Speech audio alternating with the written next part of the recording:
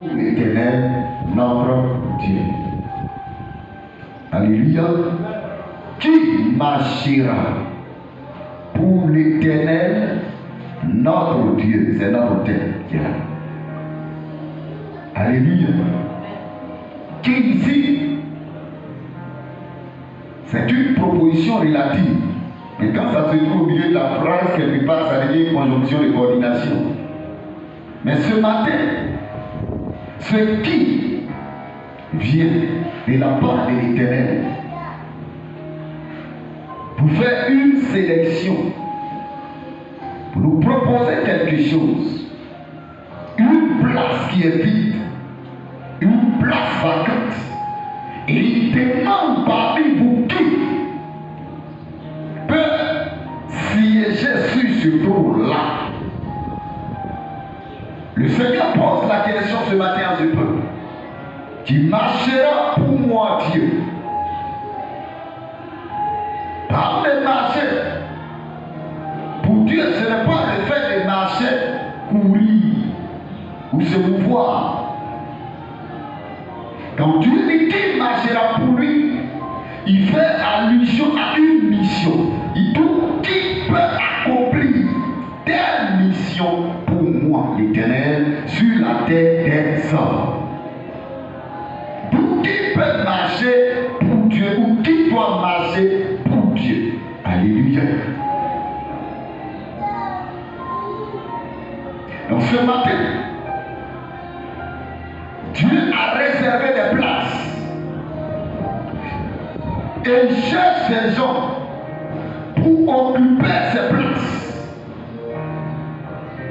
Et quand tu nous regardes, il dit lesquels d'entre vous ou lesquels d'entre vous ou de qui parmi vous peuvent marcher pour moi, Dieu. Et ce matin, la question reste posée. Et tout à l'heure, nous allons scruter en profondeur notre thème. Aujourd'hui, les gens marchent pour le vaudou. Aujourd'hui, les gens marchent pour le trône dans les nations. Parlons de la classe politique. Chacun a son parti. Quelqu'un marche pour son candidat. Et le Seigneur cherche des militants. Le Dieu des cieux demande qui votera pour moi. Dieu demande qui peut militer pour lui, le Seigneur. Dieu demande qui peut me faire gagner sur la terre. Dieu cherche, il pose la question. Parce qu'il a la gloire, parce qu'il a le trône, parce qu'il a la domination, parce qu'il a le pouvoir. Et il dit qui veut le trône, qui veut le pouvoir. Je suis tout puissant. Je ne peux pas me présenter sur la terre. Je veux des gens. Je veux des gens pour me représenter. Des gens à qui je vais donner le trône sur la terre. Des gens à qui je vais donner le pouvoir sur la terre. Des gens à qui je vais donner le règne sur la terre. Sur les esprits, sur les hommes, sur la nature, sur la création, sur tout ce qui existe. Qui peut marcher pour moi? Qui peut montrer aux hommes que Dieu est réel? Qui est prêt pour que je montre aux hommes de façon carnale que quand bien même ils ne me voient pas, j'insiste parce que je suis le créateur de toutes choses. Ils cherchent des gens comme ça. Et ce matin, la question reste posée. Nous prenons Ésaïe chapitre 6. Verset 1 au verset 9 que je lis. Ésaïe chapitre 6, verset 1 au verset 9. Nous lisons la parole de l'Éternel. L'année de la mort du roi Osias, je vis le Seigneur assis sur un trône très élevé, et les bancs de sa robe remplissaient le temple. Les séraphins se tenaient au-dessus de lui. Ils avaient chacun 6 ailes, dont ils se couvraient la face, dont ils se couvraient les pieds, et d'eux dont il se servait pour voler.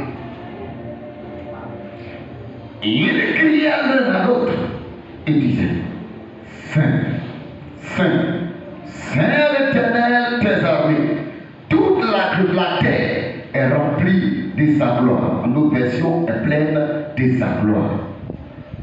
Les portes furent ébranlées dans leur fondement pour la voix, par la voix qui retentissait, et la maison se remplit de fumée. Alors j'ai dit, malheur à moi, je suis perdu, car je suis un homme dont les lèvres sont impures. J'habite au milieu d'un peuple dont les lèvres sont impures, et mes yeux ont vu le roi, l'Éternel des armées. Verset 6. Mais l'un des anges, l'un des séraphins vola vers moi, tenant à la main une pierre ardente qu'il avait prise sur l'autel avec des pincettes. Il en toucha ma bouche et dit, ceci a touché tes lèvres, ton iniquité est enlevée et ton péché est expié. J'entendis la voix du Seigneur disant, qui enverrai-je et qui marchera pour nous? Je répondis, me voici, envoie-moi. Il dit alors, va et dit à ce peuple, vous entendrez et vous ne comprendrez point. Vous verrez et vous ne saisirez point.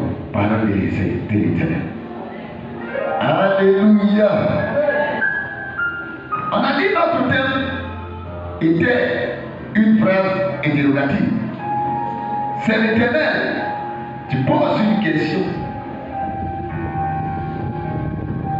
C'est notre thème. Qui enverrai-je et qui marchera pour nous?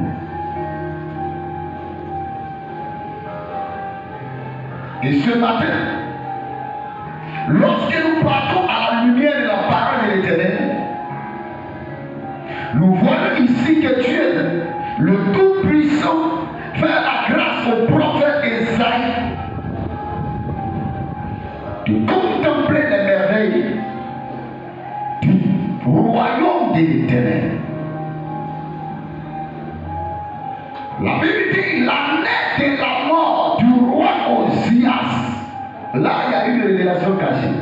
Pourquoi? Pour indiquer un événement passé, une histoire passée.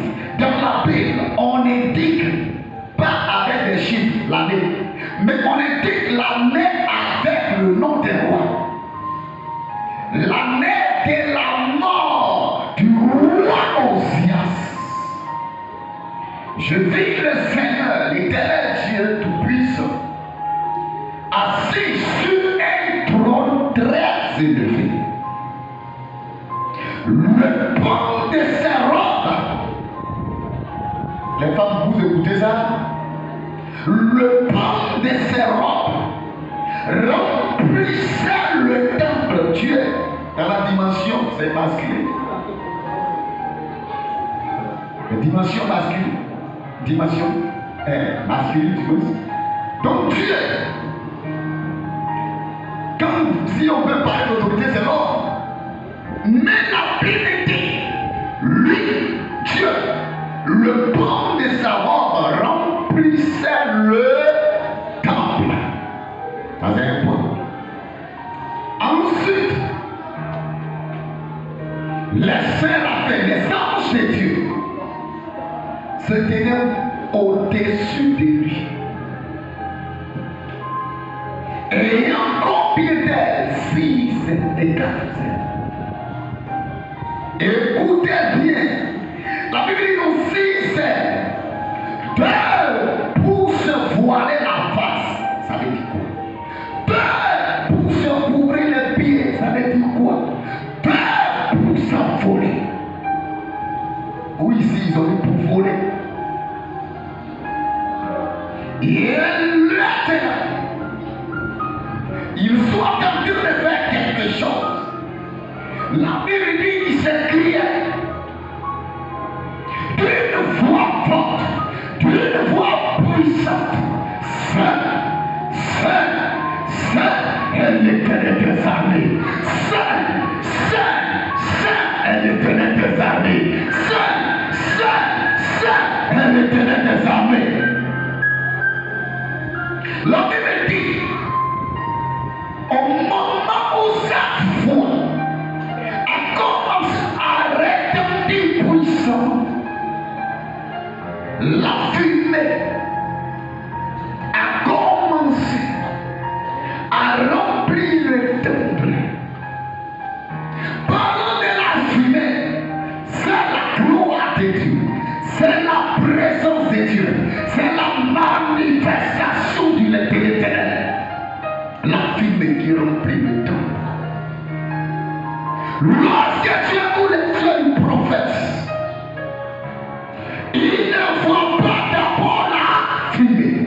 Lorsque Dieu voulait tuer le prophète, il ne voit pas d'abord la manifestation de la gloire de Dieu.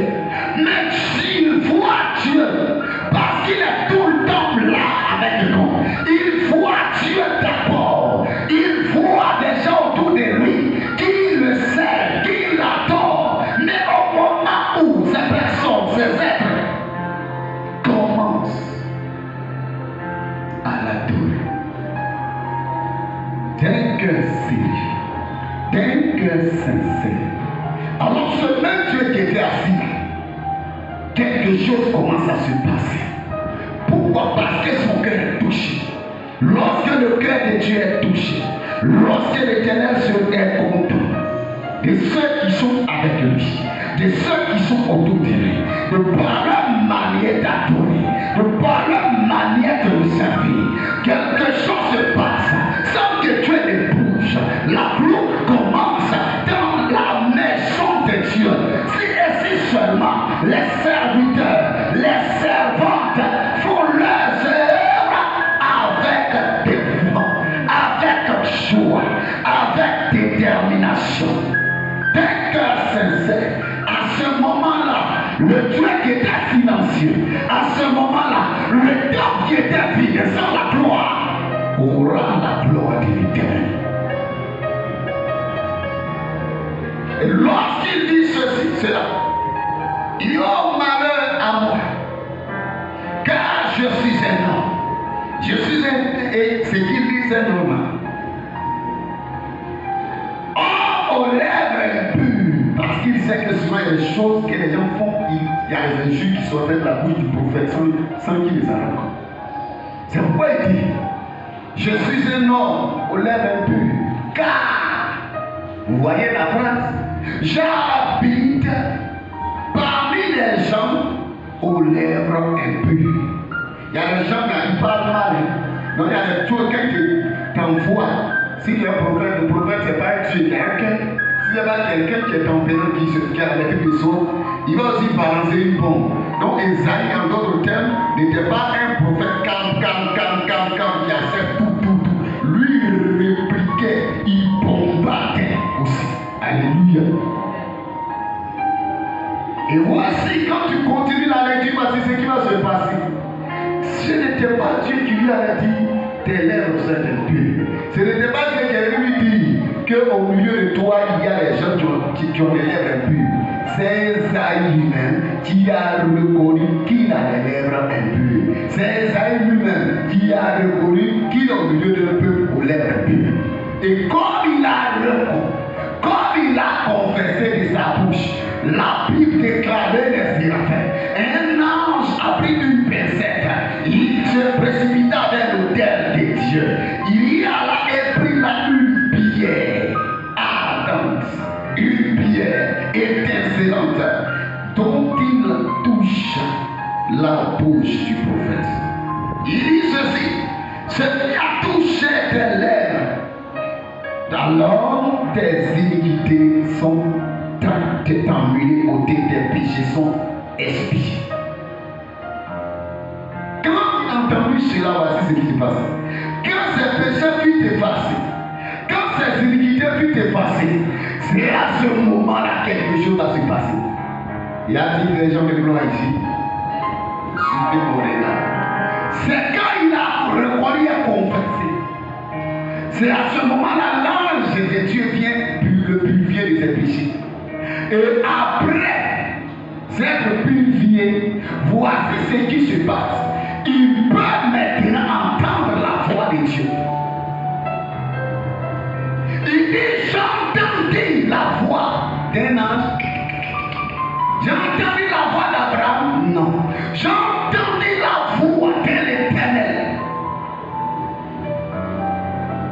me disant, qui enverrai-je et qui marchera pour nous? Il n'a pas dit qui je l'ai envoyé qui va faire ce qu'il veut. C'est qui je l'ai envoyé qui va marcher pour ses intérêts. C'est qui je l'ai envoyé qui va marcher selon son plan. Il n'a pas dit c'est qui je l'ai envoyé qui va marcher selon lui-même son temps. Il dit qui enverrai-je et il verra ce que je lui dirai. Esaïe dit, me voici. Dieu c'est volontaire. Me voici, envoie-moi. Il dit, va et dis à ce peuple, ils entendront, ils ne vont rien comprendre. Ils verront les choses, mais ils ne sauront pas de quoi il s'agit. Et quand tu continues la lecture, ça concerne le pays d'Israël. Pourquoi? Parce que Dieu devait leur cacher le mystère de la mission de Jésus. Il ne devait pas croire en Jésus pour que toute l'humanité soit sauvée d'abord. Et ensuite Israël. Au fait, j'ai prêché sur l'enlèvement et je vous ai dit que l'enlèvement, il aura pris l'enlèvement. C'est-à-dire quoi? Ceux qui ont cru en Jésus seront enlevés. Et avant qu'ils ne soient enlevés, les gens qui sont morts en Jésus seront enlevés. Et ensuite, les gens qui sont en Jésus seront enlevés. Et quand ils seront au ciel, et ils vont faire combien de temps? 1000 ans.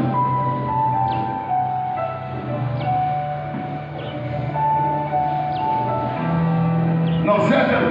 7 ans, après les 7 ans maintenant, il aura un problème contre Israël. Amen. Maintenant, le diable va régner 7 ans. Et après les 7 ans, Dieu viendra les sauver. Autrefois, j'ai donné un passage où il dit, je vais les gracier, la compassion de l'Éternel va les localiser. Je vais tourner maintenant leur cœur vers moi. Et quand ils m'invoqueront, je viendrai les délivrer. C'est là les saints qui seront enlevés à l'enlèvement, qui sont morts en Christ, ou que dans le premier enlèvement les a trouvés, qui sont partis, seront équipés et ils viendront combattre les ennemis d'Israël. Et c'est là les Israélites qui vont croire en Jésus. Là, quand on va partir, ils vont partir avec eux. Et quand on va partir, il y aura 1000 ans de repos. C'est ce qu'on appelle le millénium. C'est de cela qu'il parle. Bon, là n'est pas notre sujet du jour. Qui enverrai et qui marchera pour nous. Alléluia. Donc la Bible d'Esaïe a reçu un mandat divin. Et ce matin, je suis dit qui doit marcher pour Dieu. Demandez qui doit marcher pour Dieu. La Bible déclare qu'il y a plusieurs appelés, mais peu d'élus. C'est pourquoi je ne dis pas d'abord qui peut marcher, qui doit. C'est un devoir. Amen. Une chose c'est d'avoir un devoir. Et une autre chose, c'est de réussir. C'est d'être en mesure. C'est ça le pouvoir. Est-ce que tu peux le pouvoir relever le débit de la mission? Ça c'est un autre niveau. Ça c'est le deuxième niveau. Mais premièrement, qui doit marcher pour Dieu? Et je dis, il a dit, il y a plusieurs appelés, peu d'élus. Pourquoi? c'est ceux qui ont pu, c'est ceux qui peuvent, qui sont peu. Mais ceux qu'on les a appelés dans le champ, ils sont beaucoup. Ce sont eux tous qui ont un devoir, ils doivent marcher pour le Seigneur. Mais à cause de certaines choses, tous ne pourront pas marcher pour le Seigneur. Tu la cherches.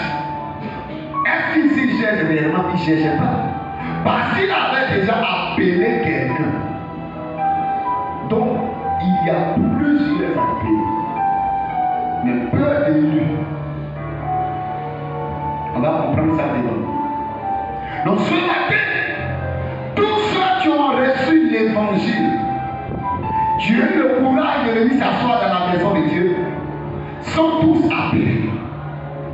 C'est de ça que je parle. Maintenant, quand ils ont tourné leur cœur vers le Seigneur, quand ils ont eu leurs intérêts chez le Seigneur, quand tu te déplaces pour venir à l'église, il te verra entendre des choses. Parce que venir à l'église, c'est l'étape numéro 1.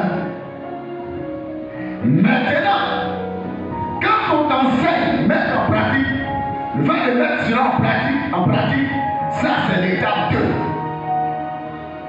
Là, tu commences à gravir les échelons. Tu l'avais déjà appelé Esaïe. Donc, il doit marcher pour Dieu. Pour qui doit marcher? Ce sont des appelés. Tu l'avais déjà appelé quelqu'un déjà prouvé. Mais Esaïe était à un autre niveau. Il était monté à un autre niveau. Et pour monter à un autre niveau, il y a des prix que tu dois payer. Qui marchera pour nous? La question de Dieu ici, ce n'est pas parce qu'Esaïe ne marchait pas déjà pour lui. Esaïe était déjà appelé. Esaïe était déjà disciple. Mais le problème, c'est que le Seigneur pose la question. Quand tu as dit à Simon Pierre, m'aimes-tu plus que tous ceux-ci? Est-ce que Simon Pierre ne le suivait-il pas déjà? Il le suivait déjà. Mais quand Dieu veut t'envoyer à la croix, quand Dieu veut se manifester encore plus par toi, il t'enverra à une autre dimension. Et pour t'envoyer à une autre dimension, il t'enverra des tests, des épreuves encore devant toi. Il ne te dira pas qu'il y a épreuve. Il ne te dira pas d'envoyer des tests. Mais il va te poser que des questions pour que tu lui montres que tu es volontaire. Sinon, il sait que tu es un appelé. Sinon, il sait que tu as déjà fait l'école primaire. Mais pour aller au collège, on attend le CP. L'examen du CP. Et tous nous sommes dans cette salle. Et ce matin, le Seigneur va voir qu'il parlait de ma part à bouche. Il pose la question à quelqu'un. Est-ce que je peux t'envoyer? Il me pose la question. Est-ce que je peux t'envoyer? Esaïe est prophète. Esaïe est sage. Esaïe est spirituel. Il ne dit pas à Dieu, mais tu m'as bien envoyé, mais je suis déjà appelé. Il n'a pas dit ça parce qu'il savait que Dieu allait l'envoyer à une autre dimension. Donc il dit, me voici, envoie-moi. Lorsque Dieu veut envoyer Zacharie à une autre dimension, à tenir un autre nom, à tenir un autre grade, à tenir une autre étiquette, le même sacrificateur qui a été désigné pour le sanctuaire, pour le sacrifice. Lorsqu'il a fini le sacrifice, il partait à la maison. Sa mission pour lui était finie. On interroge Dieu. Dieu dit qui enverrai si ce n'est la personne qui vient d'exercer. Zacharie, pas à cause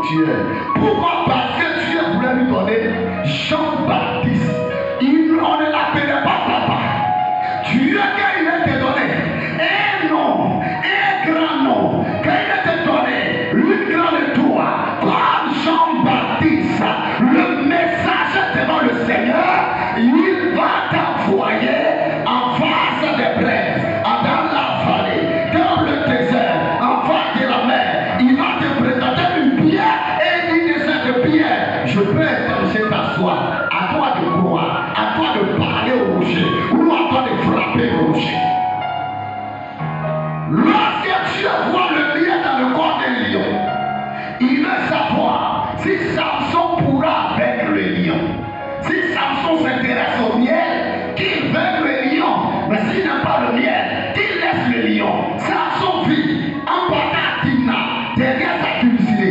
La Bible déclare qu'un jeune lion est venu au lieu de Samson en réjouissant. Samson n'a pas vu. Samson l'a saisi et il a déchiré le lion parce qu'il avait la capacité surnaturelle. Donc il faisait des exploits, il faisait des choses extraordinaires. Parce que lui-même savait qu'il était envoyé et il devait marcher pour le Seigneur. Il devait venger Israël chez les Philistins. Et il partait mettre sur pied un plan pour attaquer les Philistins. Le diable, le lion, est venu l'empêcher. La Bible le diable rôle comme un lion. Il n'est pas le lion. Jésus lion, Samson ne peut pas tuer Jésus lion. Mais Satan qui vient dans la forme d'un lion, les Samson ont déchiré les lions. Qui a compris quelque chose? Les Samson déchirent les lions qui ne sont pas lions au trône, mais qui se comportent un lion au trône. Et quand Samson a tué le lion, il a vu le miel dans son corps, il a mangé à son retour. Et la mission d'évangile Israël contre les Philistins s'est accomplie plus tard, quelques temps après. Donc nous sommes enfants de Dieu. Ce matin, tu as un mandat. Ce matin, tu as un appel.